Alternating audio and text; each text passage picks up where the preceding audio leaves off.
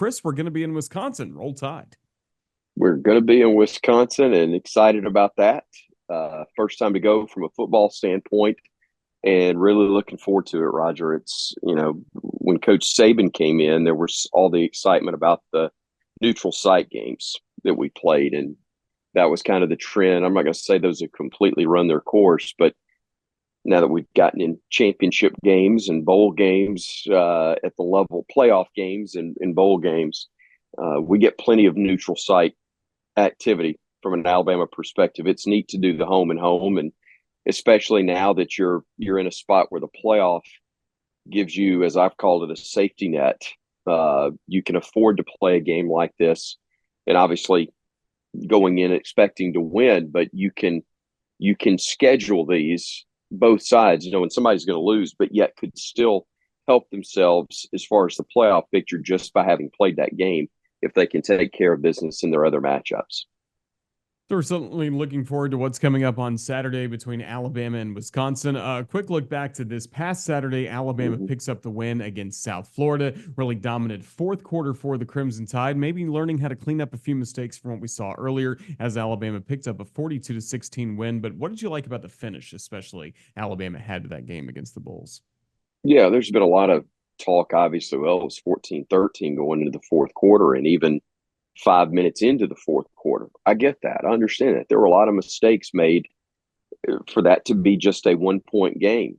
At the same time, South Florida did enough good things that they had a chance to have a lead and maybe a 2-score lead with the way Alabama was struggling to hang on to the football offensively, but the defense didn't let it happen. They limited them in what they were able to do. Yeah, gave up yardage, but not a ton of points.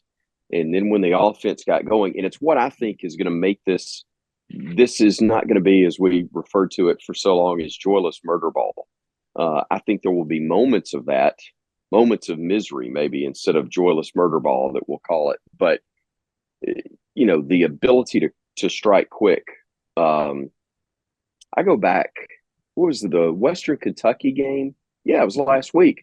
Western Kentucky, where they had a 22-play drive, got no points, and then 2 plays later, Alabama goes for an 85-yard score, and it's over at that point. There's a ton of football left, but everybody knew that game was over at that point. I think the quick strike ability, whether it's on the ground or through the air, is going to make Alabama so tough, and it's why you may have some more games like this. It's tight. It's a one-possession game either way, but all of a sudden that offense hits big and hits on multiple accounts. And all of a sudden we're walking out of that stadium with a smile on our faces. Who's impressing you the most on the defensive side of the ball right now for Alabama? The thing that's impressed me the most, besides Tim Keenan and what he's doing in the middle to disrupt and cause problems, I would say it's the fact that there is this much depth, and there are some mistakes being made. But the fact that in the course of a game, a long season, that you can have a lot of guys playing. What was it? Western, we saw 25 take the field on the defensive side, give or take a couple. I don't remember what the number was in the game against USF, but the fact that we're seeing a lot of kids play, I think is going to be huge. So beyond Tim, Justin Jefferson, before he was unfortunately thrown out of the game for targeting the other day, which I still am not wild about the call. There was a fake. I'm all for when a quarterback is giving himself up as a defensive player going into a slide, taking that out of the game. But when a quarterback goes with a pump fake and then he gets hit after Justin has already moved towards him, that's football to me. And yes, I'm biased. May have felt different, if it were Jalen that had gotten hit. But there comes a point where you got to give the defense a fighting chance on things, and we're not going to have him for the next week because of that. I realize I digress, and I apologize, but he's a guy that has stepped in and been a big, big part of what Alabama's been doing, and they're going to miss him, I think, in the middle of that ball game or in the first half of that ball game on Saturday against Wisconsin. Also important against Wisconsin, running the football. And in the fourth quarter, we saw those explosive plays. I mean, what a great 1-2 punch Alabama has right now with Justice Haynes, Jam Miller. No doubt. And really, you have to say three running backs because you got to count Jalen.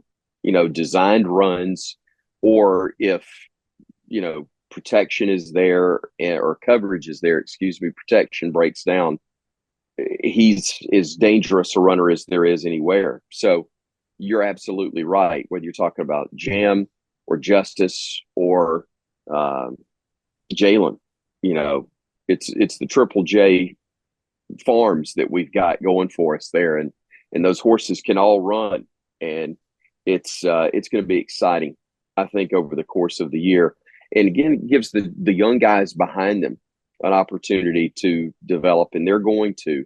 It's going to be a very, very deep backfield as it's been, and probably as good a 1-2 combo as anybody in the country has, and definitely 1-2-3 combo when you throw in Jalen. I know we're talking to you early in the week as you're starting to dive into your Wisconsin preparation, but any questions you have about the Badgers or things that are going to be on your mind as we get ready for this game Saturday? It's tough because you're right. I haven't gotten into them yet and haven't looked at any of the film on them yet.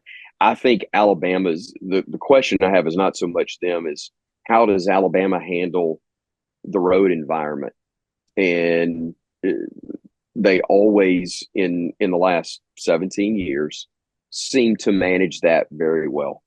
I think this team will. I really do. I think there's a lot of times where big games and big environments benefit the visitor because noise is noise, and they can be, it creates excitement, and there is some joy in making it quiet in a venue.